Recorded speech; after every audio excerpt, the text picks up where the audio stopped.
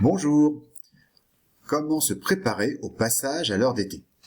Alors certaines personnes pourraient dire ouais, mais avec le coronavirus, c'est peut-être pas nécessaire de se prendre la tête avec ça.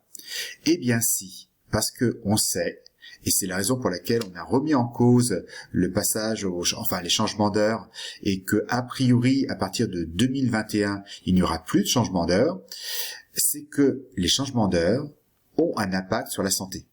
Concrètement, le passage à l'heure d'été va mener à une augmentation de 5% pendant 1 à 2 semaines des infarctus du myocarde, sur cette période de 15 jours, dû juste à une nuit plus courte d'1 heure et un décalage horaire d'1 heure, le temps que notre corps s'y fasse. Alors, si ce décalage est aussi dur à faire, c'est qu'il est violent. C'est-à-dire que pour notre corps, un changement d'1 heure, c'est très important. Par contre, notre corps, il accepte des petits changements, notamment des changements de l'ordre de 10 minutes. C'est-à-dire que si vous décalez votre nuit de 10 minutes, votre corps, il va très vite, il va s'ajuster tout de suite et vous ne verrez pas la différence. Donc, l'une des astuces à avoir, c'est de faire ces décalages par 10 minutes. Alors, on va revenir sur le décalage horaire juste pour voir les choses dans leur globalité. Donc, voici ce qui va se passer dimanche matin, le 31 mars. À 2 heures, il sera 3 heures du matin. Bref, on va donc décaler d'1 heure en plus l'heure, mais ce qui fait que votre nuit sera plus courte de 1 heure. Donc, ce que je vais vous inviter à faire pour anticiper ce décalage, c'est de faire ce décalage d'1 heure sur une semaine. C'est-à-dire, sur une semaine, sur 6 jours, vous allez décaler de 10 minutes par 10 minutes votre heure de coucher et votre heure de lever. Et ce qui fait qu'au bout d'une semaine, au moment où on sera au décalage horaire, eh bien, votre corps sera déjà sur le nouveau rythme. Donc, l'effet vague sera vraiment très très léger et il y a toutes les chances que pour vous ça passe comme une lettre à la poste. Alors concrètement, comment ça va se passer?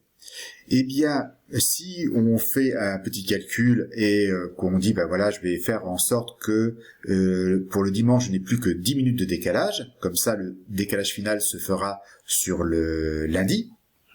Eh bien, mardi, je vous invite à vous coucher 10 minutes plus tôt. Et mercredi, vous levez 10 minutes plus tôt.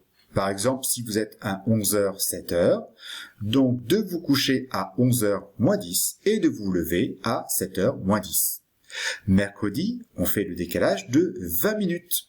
Donc vous vous couchez à moins 20, 11h moins 20, et vous vous levez 20 minutes plus tôt, c'est-à-dire à 7h moins 20. On continue jeudi. Là, nous passons à 30 minutes la nuit de jeudi, c'est-à-dire que vous vous couchez à 10h30 dans notre exemple, et vous vous levez à 6h30. Le vendredi soir, nous allons décaler de moins 40 minutes. Donc ce sera ici, vous vous couchez à 10h20, et vous vous levez à 6h20. Effectivement, vous serez levé 40 minutes plus tôt. Mais vous verrez que ce décalage, bizarrement, votre corps se sera déjà adapté lui-même. Donc ce décalage ne sera pas aussi important que ça. On continue, donc le samedi soir, vous vous couchez 50 minutes plus tôt. C'est-à-dire, dans notre exemple, 10h10. Et le matin, vous vous levez 10 minutes plus tôt de l'heure d'hiver. C'est-à-dire, vous vous levez à 6h10. Alors, si vous voulez réfléchir en termes d'heure d'été, il sera donc 7h10 à l'heure d'été. Donc, vous aurez ainsi fait le décalage d'1 heure progressivement et il y a toutes les chances que votre organisme le supporte très très bien. Donc voilà, cette astuce permet vraiment d'optimiser la qualité de votre sommeil. Ensuite, si vous ne pouvez pas le faire, ou même si vous pouvez le faire, un dernier conseil que je recommande, c'est vraiment d'être très très strict sur son heure de lever. Levez-vous toujours à la même heure, la semaine comme le week-end, pour que votre corps soit adapté au même rythme. Parce que lorsque vous vous levez à une heure en semaine et à une autre heure en week-end, vous faites un décalage horaire tous les week-ends. Et ce qui fait qu'en réalité, cette vague-là n'est pas favorable. Donc, mieux vaut dormir un peu plus toute la semaine et se lever tous les jours à la même heure que d'essayer de rattraper le week-end. Parce que si vous essayez de rattraper le week-end, samedi, dimanche, votre corps est très content, mais ce qui fait que lundi matin, il comprend pas pourquoi vous cassez le rythme, donc il va faire une mauvaise nuit de dimanche à lundi, et il vous faudra 2-3 jours pour le rattraper. Donc, dites-vous bien, votre heure de lever est l'heure qui cale votre horloge interne. Donc, levez-vous toujours à la même heure, et donc, logiquement, couchez-vous toujours à la même heure, en vous réservant un temps de sommeil suffisant.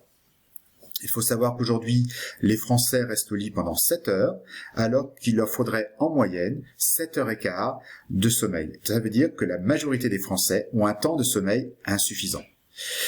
Et de vous à moi, mon expérience est que la qualité du sommeil, si votre sommeil est ne serait-ce que moyen, a un impact hyper important sur votre énergie, votre morale, vos performances cognitives.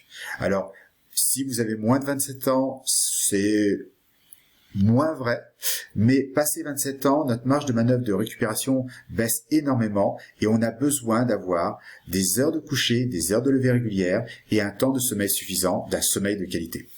Je vous invite à regarder mes autres vidéos sur le sommeil, sur le sujet.